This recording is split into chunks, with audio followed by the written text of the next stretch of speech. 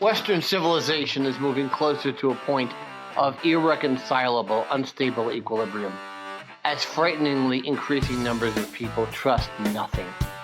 Media, academia, and especially the governments are no longer held in high esteem. Regaining trust is often impossible after betrayal. However, transparency is essential to any healing process, and that is the essence of the Don Sullivan Show.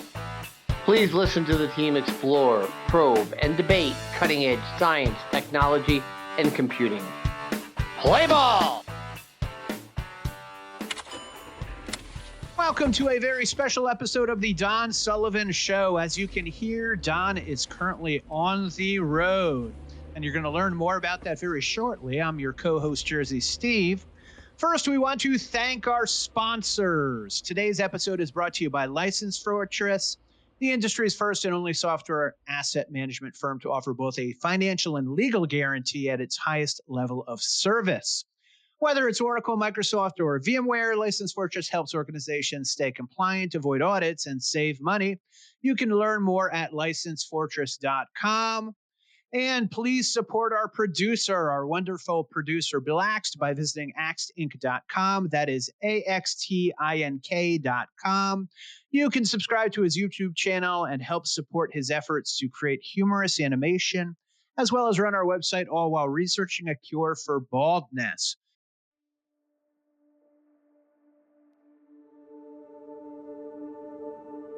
Hello, everyone, and once again, welcome to the Don Sullivan Show, the show that we cover every subject from science, technology, through computing, and we discuss it on an adventurous level that your average smart American teenager can understand.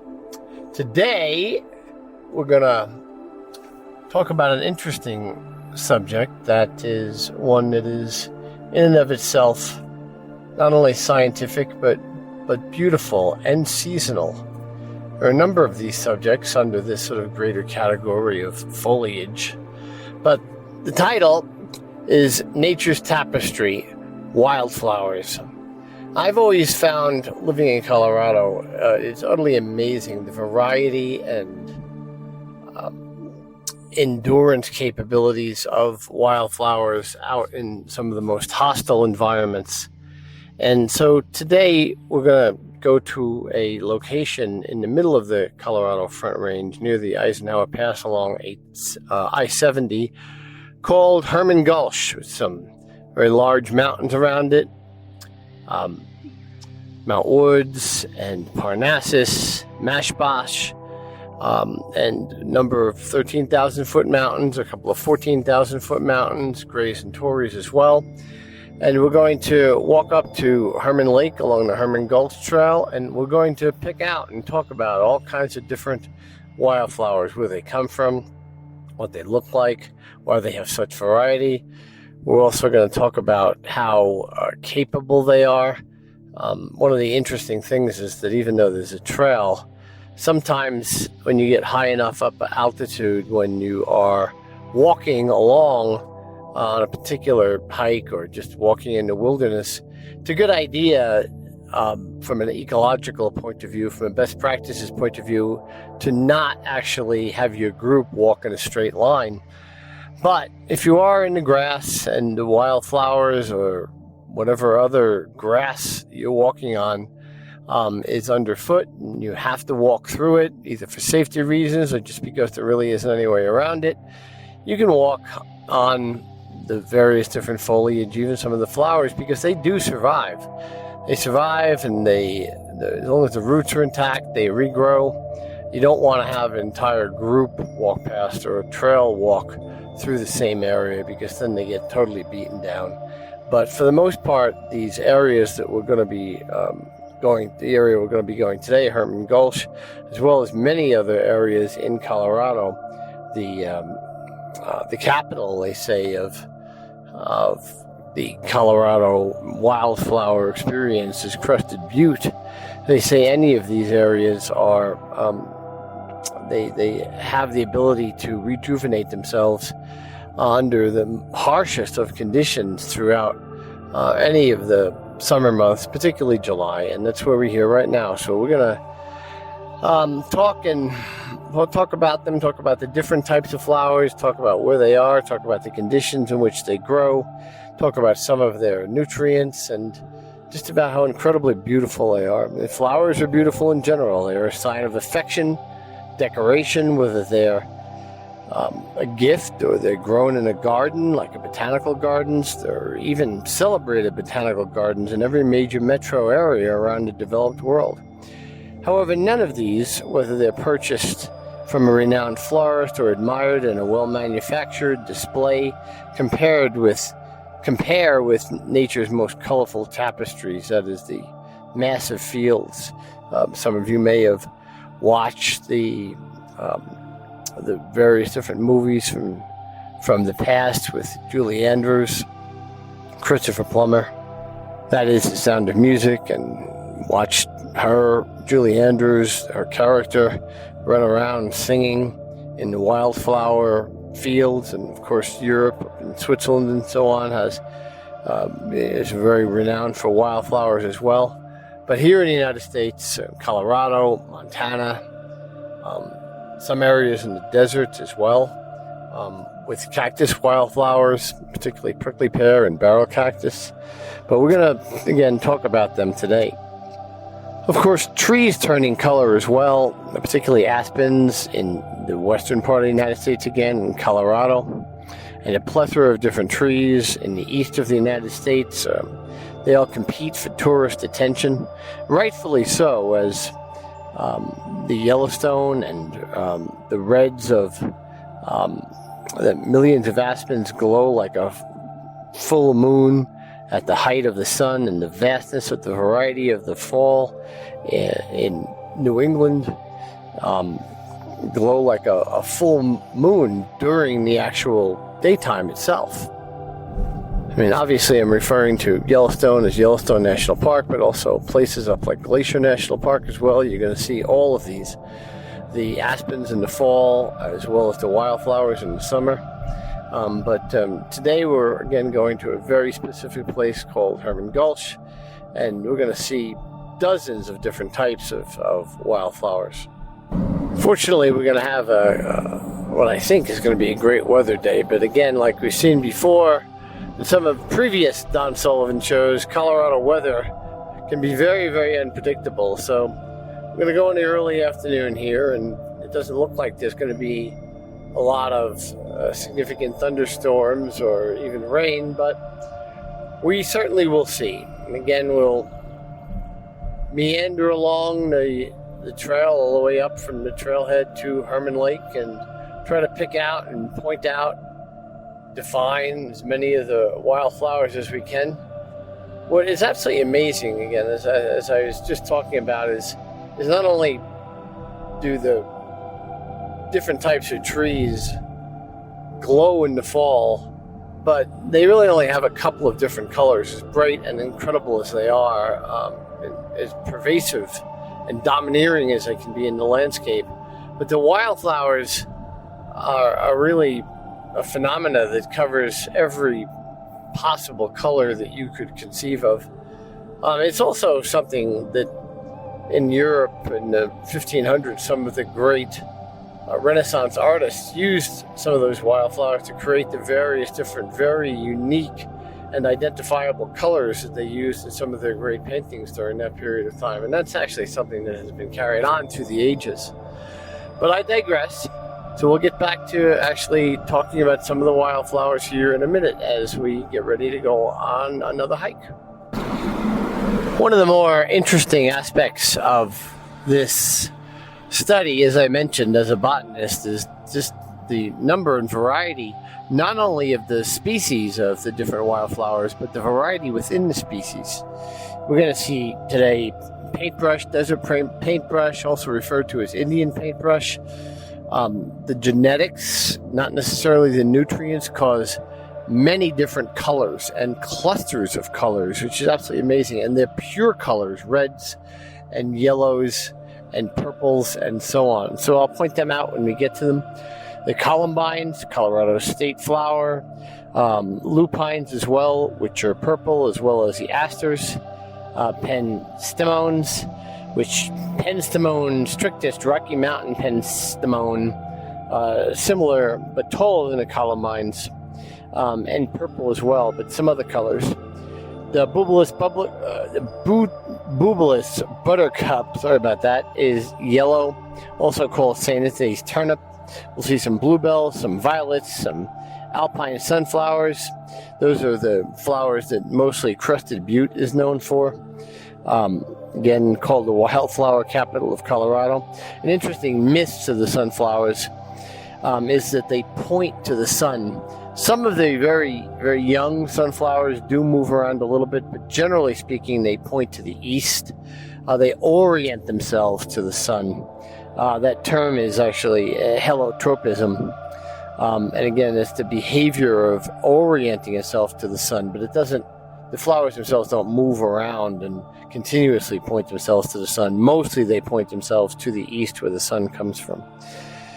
So let's get going on today's walk up through the wildflower fields. And again, it's going to be an absolutely optimal day for this. So we should have a good time.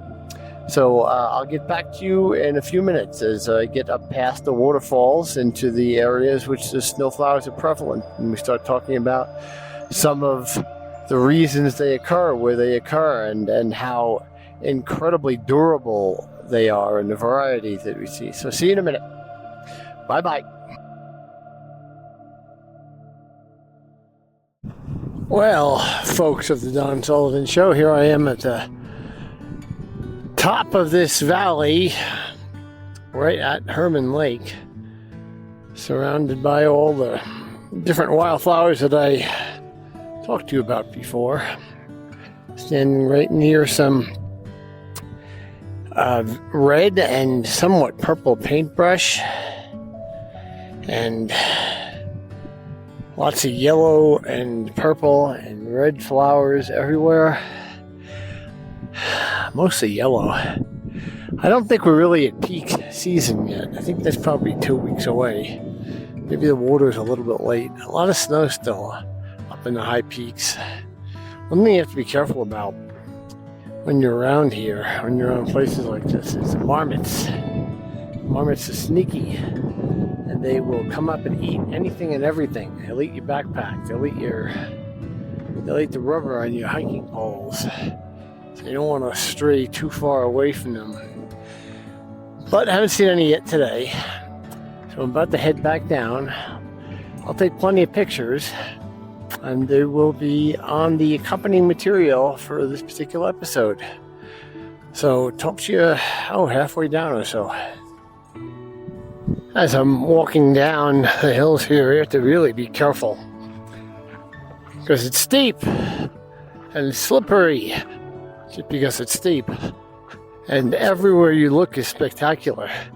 The flowers, the mountains, a little bit of snow remaining, but underneath your feet, in the midst of the warm summer sun, there are lots of rocks to trip on, and lots of places to slip. I almost did right there. So whenever you come up to any of these locations, plan well. Plan on drinking lots of water and being smart about how you're walking down. If you want to take pictures or you want to talk to somebody behind you, stop. Because one thing, as beautiful as all these places are, as beautiful as Herman Gulch is, you don't want to have to go through a rescue, because that is very painful, very expensive, and it'll take a long time. It's really impressive to watch some of these rescue professionals drag somebody out of a mountain environment, but it's not something you want to go through yourself. So just be wise about all of that, and let's keep going down. The weather's wonderful and it's beautiful, and I gotta follow my own advice and stop talking to my recorder and pay attention. So I've gotten back down to the car and survived another trek into the Colorado mountains. And as we have been talking about, this time was all about observing and taking in, embracing the wildflowers. But wildflowers in general actually have a strangely dark side to the beauty of their effervescent brilliance. And that is all about the fact that they thrive in disaster. Whether it's an avalanche, a landfall, or a fire, wildflowers in general, all kinds of them, we all know about fireweed, for example, are often the first plant life to reemerge after some kind of a disaster. And when you have an avalanche, as we just actually, up through Herman Gulch, passed an avalanche area, you get immense destruction and huge amounts of trees and other types of plant life and animal life that are destroyed. And there are certain areas in which that happens every year, or in a much greater sense, much greater volume, every 10 or 20 years. And of course the fires happen as well. Fires happen all over the woods, all over the major forests in the West. They're becoming more and more frequent in recent years, mostly because there is so much undergrowth.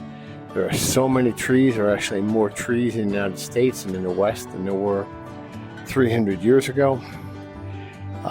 You can easily say that the underbrush isn't sufficiently cleared away, and other there's other contributing factors as well. But this leads to the incredible explosion of wildflowers as well, or all this type of plant life that has all of this incredible variety of colors and beauty associated with it. So there's an incredible dichotomy in the way nature deals with its various different cycles. It's just many wildflower species are specifically adapted to fire, meaning they've evolved very much to benefit from the fires themselves for a bunch of reasons. Specifically, the seed germination occurs a lot more effectively at extremely high heats. Nutrient releases happen when the fires happen, and so on. The same thing really happens during other types of disasters in much more subtle manners, but such as avalanches and landslides and so on, but particularly with wildfires. Obviously, when all the plant life around is dead, there's reduced amounts of competition in the area. And these wildflowers grow very fast. They grow mostly during the very hot summer months. It's not really the case for the cactus wildflowers, or the blooms that come off of prickly pears or barrel cactus and so on. But that is a competitive advantage that those wildflowers have. They germinate from each other as well, or at least they lead towards germination. But after the disasters in high altitudes and mountains of some kind, there is a tremendous amount of opportunity for these wildflowers to very quickly grow and spread their seeds around and grow again. And they have a very, very short life cycle. Sometimes they're referred to as followers of fire, lupines, for example, and others. But regardless, they create this incredible view, and as I said, we're going to include lots of pictures associated with this particular Don Sullivan show to just give you an example of some of the wildflowers. I'll actually be in a number of different other areas around Colorado over the next few weeks, and so there'll be a lot of wildflower pictures that you'll be able to enjoy if you log on and look at the collateral associated with the show. If you allow me to digress for a moment, especially since so much of the Don Sullivan show is focused on your average but smart American teenage scientists, aspiring scientists, or just those who want to know a lot about science, technology, and computing. One of the great scientists in history that should be recognized and understood, studied at least from an academic perspective, is the Augustinian monk from the 1800s, Gregor Mendel. And Mendel should actually, I think, get some type of Nobel Prize in memoriam for his study of genetics and using seed pods to understand how crossbreeding various different seeds with others would lead to certain predictable results. And he was able to understand the ideas of both recessive and dominant genes and how the effect of that type of crossbreeding or inbreeding would have negative or positive effects, at least in a very primitive way, for the early 1800s. And that's the same reason why we see certain colors of the paintbrush, for example, up here in the Herman Gulch and all the Wildflowers areas as being dominant or recessive. And it's also, I've always found very interesting how pure the colors are. For a long time, I just expected to see so many colors that were sort of cross between the reds and the purples and so on and the pinks, but more often than not, and that is the case sometimes, but more often than not, what you wind up seeing are colors that are so purely bright and vibrant, particularly the reds and the yellows. You see some pinks and some purples, but it's very much a cacophony of various different rainbow colors. And that again has to do with the same thing that the monk Gregor Mendel was able to discover back in the 1800s regarding the dominant genes in this case. So that's a pretty interesting thing for any of the intrepid students of the Don Sullivan Show to maybe try running an experiment themselves, or studying it from a perspective of basic biology or even the more advanced AP biology types of studies. So I certainly encourage you all to do so. At least I encourage you to know of Gregor Mendel and know of that academic accomplishment that leads us to understand some of what we're talking about here today. So I'm going to end this episode of the Don Sullivan Show today, a little bit shorter episode than we normally have, but I really want to encourage everybody to find areas of nature, whether it be the East Coast or the mountains of the Rocky Mountain West, and the beauty of the trees in the fall as they change colors, or the wildflowers all through mostly the American West, from Colorado down through the deserts in the Southwest all the way up to Montana, where you have this immense number of variety of species and colors of wildflowers, to take them in, to appreciate their beauty, to allow nature's tapestry to enrich your life at some point. Some of these are long hikes that are difficult, and you need to obviously be in condition to get up to Herman Lake where I was today, but some of them you don't either. You can just drive around and stop and look at them, such as Encrusted Butte, as I've said a couple of times in this episode already, the wildflower capital of Colorado. So it's an area that I think everyone can appreciate and really have their lives overall enhanced by taking it all in. So with that, folks, thank you for listening again to this episode of the Don Sullivan Show. I'm sure Steve will be on to have some comments. I'm sure he did at the beginning as we've posted this episode, and will at the end.